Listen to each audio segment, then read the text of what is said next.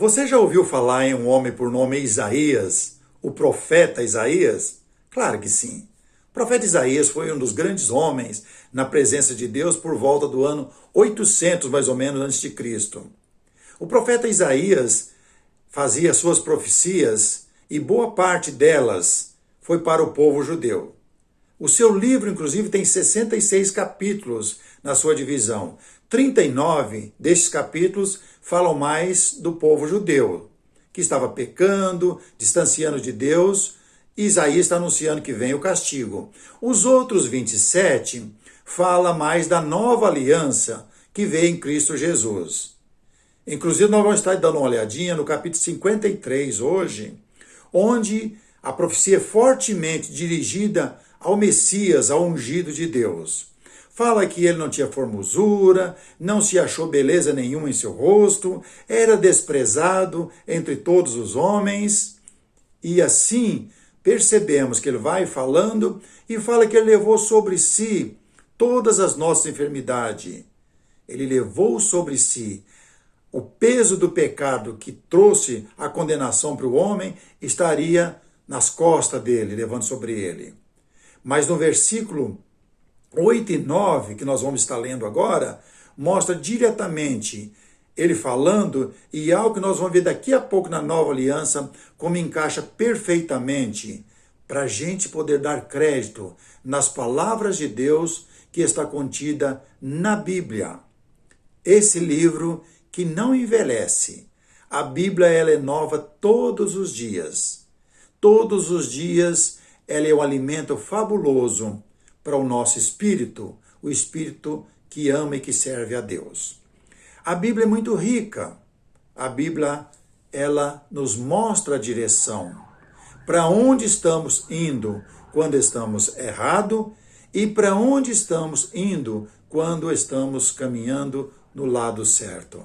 É incrível isso, é incrível, é fabuloso. Eu amo todas essas coisas. Mas no versículo 8 e 9 de Isaías 53, ele diz assim: Por juízo opressor foi arrebatado, e de sua linhagem, quem dela cogitou, porquanto foi cortado da terra dos viventes, por causa da transgressão do meu povo, foi ele ferido. Designaram-lhe a sepultura com os perversos, mas com o rico esteve na sua morte, posto que nunca fez injustiça, nem dolo algum se achou em sua boca. Mostrando uma pessoa simples, uma pessoa humilde, uma pessoa com um propósito, que é agradar ao Pai. E você sabe qual é a vontade do Pai na pessoa do Filho? Salvar o homem. Salvar o homem. Aí conseguimos descobrir o quanto Deus nos ama, o quanto Deus ama você, o quanto Deus ama a mim. Mesmo sendo pecador, Deus nos ama, porque Ele não esperou nós nos tornarmos pessoas boas para Ele mandar Cristo. Ele mandou enquanto éramos pessoas ruins no pecado. Por isso que ele mostrou amor. Ele amou primeiro. É interessante observar isso. E nós vamos ver que no versículo 9 ele fala que ele esteve com os malfeitores durante sua morte, também esteve com ricos. Vamos comigo lá para João capítulo 19. Olha que riqueza fabulosa encontramos aqui. Em João capítulo 19, encontramos dois homens. Um deles é José de Arimateia, o outro é Nicodemos. Eu tenho um vídeo gravado sobre Nicodemos, quando ele foi à noite perguntar para Jesus o que deveria fazer para ser salvo. E Jesus respondeu para ele que deve nascer de novo, da água e do Espírito. E Nicodemos tem bastante dificuldade nisso, mas veja o meu outro vídeo que eu já postei sobre esse assunto, porque o nosso assunto agora é outro.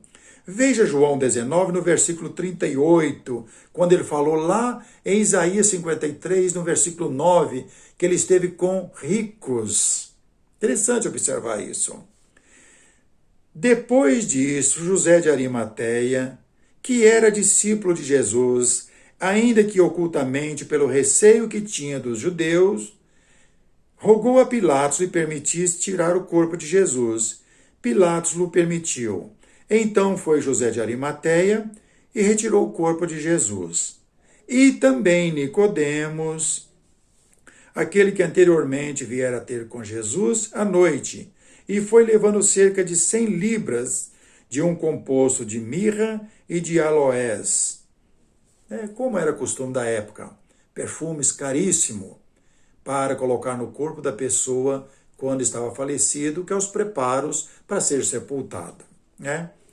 Agora, entendemos que para comprar esses perfumes tinha que ser alguém que tinha condições financeiras a mais. Lembra que Nicodemos era um dos principais dos judeus.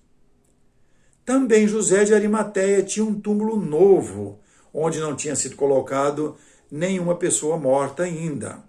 Então percebemos que agora, quando Isaías profetizou que esteve com ricos na sua morte, encaixou perfeitamente aqui José de Arimateia e Nicodemos. E assim Jesus vai ser sepultado com todos os requisitos, como uma pessoa de honra, que merece a honra, não como um lixo. Por quê?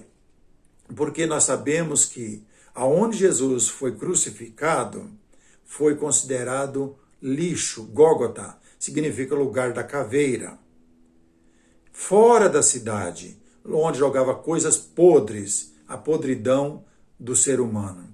E você sabe o que é podridão? Podridão é algo quando cheira mal. A gente, quando tem alguma ferida que dá no corpo, que a gente não cuida bem dela, e existe até hoje, provavelmente você já viu isso, cheira muito mal, cheira forte. E se não tiver cuidado, dá bicho. É algo horrível isso. O pecado que Jesus estava levando sobre si, nesse momento, encaixa certinho, porque ele foi levado para fora da cidade, lugar da caveira, lugar do lixão, lugar da podridão. O pecado que habita no corpo do homem, diante das narinas de Deus, cheira mal, é podre. Por isso Deus fala, você deve lavar o seu corpo com água pura, para se tornar uma pessoa limpa e pura, para que eu possa olhar para você ou ficar perto de você. Inclusive é algo interessante isso. Talvez você não tenha pensado. Jesus recebeu vários nomes, o ungido de Deus, o Messias, o enviado, e talvez você conheça outros nomes. Mas um dos nomes que nos chama a atenção é Emanuel. Você já viu qual o significado de nome Emanuel? Significa Deus conosco. Então, quando Jesus veio e falou, você deve se arrepender e lavar os seus pecados, ser sepultado, para que você se torne uma pessoa limpa, para que Deus possa ficar bem perto de você. Deus conosco, um dos nomes de Jesus, porque Jesus, ele é o próprio Deus. Ele se fez carne e habita entre nós. Por um período esteve na carne e agora ele está entre nós, em espírito e verdade. Esse é o desejo de Deus. Então, por isso, Deus nunca desistiu, nem de mim e nem de você. Deus não desiste. Que coisa linda! Que coisa fabulosa saber que Deus não desiste da criatura perfeita que Ele fez. Devemos valorizar isso, porque o adversário de Deus, ele não gostaria que você fosse salvo, nascendo da água e do Espírito, para morar perto de Deus. Então, já descobrimos que aquele esteve com o rico na sua morte. Mas falta uma outra parte. Ele esteve com os transgressores, aqueles 2 homens que haviam transgredido a lei. 2 malfeitores. Esteve com o perverso também na sua morte. Agora vá comigo para Lucas 23. Olha como é fabuloso isso. Lucas 23 vai encaixar a segunda parte de Isaías 53, versículo 9. Em Lucas 23, no versículo 33, ele diz assim: quando chegaram ao lugar chamado Calvário, ali o crucificaram, bem como aos malfeitores, um à direita e o outro à esquerda. Um à direita e o outro à esquerda. E Jesus no centro. Jesus é o centro de tudo. Você já parou e pensou sobre isso? Em João, no capítulo 1, ele diz que Jesus, ele é o Senhor de todas as coisas, mas principalmente João diz que nada do que foi feito foi feito sem ele. Tudo que foi feito, Jesus é o principal, ele é o centro de todas as coisas. Na verdade, ele é o próprio Deus. Ele diz, eu e o Pai somos um. Pai e Filho e Espírito são um. São três pessoas distintas, porém com um só propósito, salvar o homem. Aqui encontramos Jesus sendo o centro, mas à direita e à esquerda, dois malfeitores, como está em Isaías capítulo 53, versículo 9, malfeitores. E aqui, como Isaías também já havia descrito, que ele não achou nenhuma beleza nele, ele foi considerado uma pessoa que nem prestava entre a sociedade da época. Isaías fala que Jesus não se achou beleza nele. Jesus é aquela pessoa que mostrou a humildade para que possamos morar com Deus, porque não é o mundo dele. E esse mundo também não é daqueles que servem a Deus. Estamos aqui como peregrinos e vamos partir um dia, e você sabe disso. Ele continuou falando no versículo 34. Contudo, Jesus dizia, Pai, perdoa-lhes, porque não sabem o que fazem. Então, repartindo as vestes deles, lançaram sorte. O povo estava ali e tudo observava. Também as autoridades zombavam e diziam, salvou aos outros e a si mesmo não se salve, se é de fato o Cristo de Deus o escolhido. Igualmente os soldados escarneciam e, aproximando-os, trouxeram-lhe vinagre, dizendo, se tu és o rei dos judeus, salva-te a ti mesmo. Também sobre ele estava esta epígrafe, em letras gregas, romanas e hebraica. Este é o rei dos judeus. É interessante observar que Jesus ele é o rei dos reis, senhor dos senhores, mas neste momento estão zombando. Você é o rei dos judeus, então salva-te a ti mesmo. Faça alguma coisa. Jesus pregou a vida inteira algo espiritual. E até agora os judeus só pensam em algo terreno. Nunca pensaram em algo espiritual. Mas a conversa continua. Por quê? Porque agora tem três homens numa cruz. Um malfeitor à direita, outro malfeitor à esquerda, mas tem alguém inocente no meio. A ponto de um conversar com o outro e Jesus no meio quieto. Então lembra que os três ainda estão com vida física. Por que eu estou chamando a atenção sobre isso? Você vai entender daqui a pouco, porque há um erro muito grande que pessoas estão dizendo, e talvez você já disse isso, ou já ouviu alguém dizer nesse versículo aqui. E por isso você talvez fica na dúvida, mas eu quero que você seja ajudado hoje por esse vídeo. Vamos na leitura, no 39. Um dos malfeitores crucificado blasfemava contra ele, dizendo, não és tu o Cristo?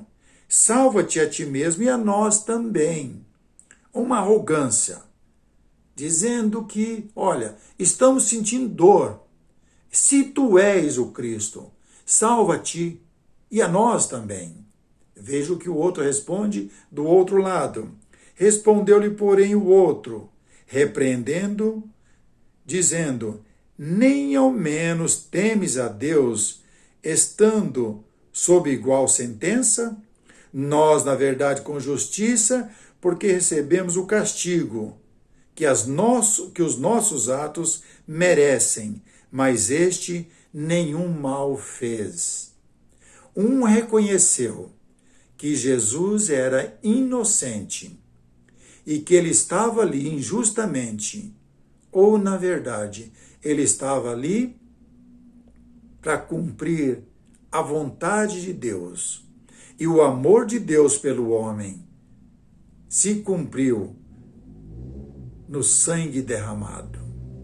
Porque sangue de animal nunca pôde salvar homem algum, mas o sangue que salva o homem está nesse que é o centro, Cristo Jesus. Agora Jesus vai responder. Um já falou com o outro, já discutiram, um já chamou a atenção do outro, e Jesus responde agora no versículo 42. E acrescentou Jesus: lembra-te de mim quando vieres no teu reino. Depois que ele chamou a atenção do outro, ele virou para Jesus, agora ele vira para o meio, para o centro. Lembra-te de mim quando estiver em tua glória. Reconheceu que ele é o Cristo, o Emanuel, que ele é Deus presente na vida do homem. Aí Jesus vai responder. Jesus lhe respondeu: em verdade, te digo, hoje estarás comigo no paraíso. 3 homens, um à direita, o outro à esquerda. 2 malfeitores. Agora conversam e Jesus dá a resposta para um deles. Aquele que reconheceu que Jesus é o Cristo, o Messias, foi para o paraíso. Mas e o outro que não reconheceu? Foi para um outro lugar. Mas a questão aqui não é essa desse vídeo que eu quero mostrar para você hoje. A questão é sobre o batismo. Muitas pessoas hoje, e fortemente, dizem que um dos malfeitores na cruz foi salvo porque que eu preciso ser imerso em água, preciso ser batizado. Se um dos ladrões foram salvos, um dos malfeitores foi salvo sem ser batizado. Você já ouviu isso? Você tem esse pensamento na sua mente que também pode uma pessoa ser salva sem nascer da água e do Espírito? Agora lembra, você sabe quando é que a nova aliança veio ter a sua força? Foi após a morte de Jesus, e nesse momento Jesus está vivo. Ainda está em vigor a antiga aliança. Ainda está em vigor a antiga aliança. E na antiga aliança, você sabe como era feito o simbolismo do batismo para a pessoa entrar na família de Deus? Era através da circuncisão. Agora, depois que Jesus morreu, abriu-se a nova aliança, o Novo Testamento. Abriu o Novo Testamento. E no Novo Testamento está descrito que para o homem ser salvo, ele tem que nascer da água e do Espírito para fazer parte da família de Deus. Abra a sua mente. Veja bem isso. 3 homens estão conversando e ainda tem essa vida. E enquanto Jesus estava vivo, o que estava em vigor é a antiga aliança. A nova aliança veio após a sua morte. Quando alguém falar para você que um dos ladrões foi salvo na cruz sem ser batizado, é porque ainda está embaixo da antiga aliança. A nova ainda não está em vigor. Hebreus capítulo 9 descreve bem estas coisas. Seja esperto. Se estes vídeos que eu tenho postado têm ajudado você a ajudar a outras pessoas, se inscreva, mande para quantas pessoas quiser. Você tem a liberdade para fazer um comentário também, isso ajuda muito. Eu estou aberto. Se tem pergunta, pode fazer, vou ter o maior prazer em responder. Se inscreva nesse canal. Seja uma pessoa esperta. Seja um mensageiro. Se você não pode, pode usar minhas palavras, que são palavras do Senhor, para ajudar outras pessoas a também ser esperta e ser uma pessoa de Deus. Que Deus abençoe você, abençoe o desejo que você tem para servir a Deus. Que Deus nos abençoe. Obrigado pela atenção e possa ouvir e enviar para outras pessoas. Um abraço.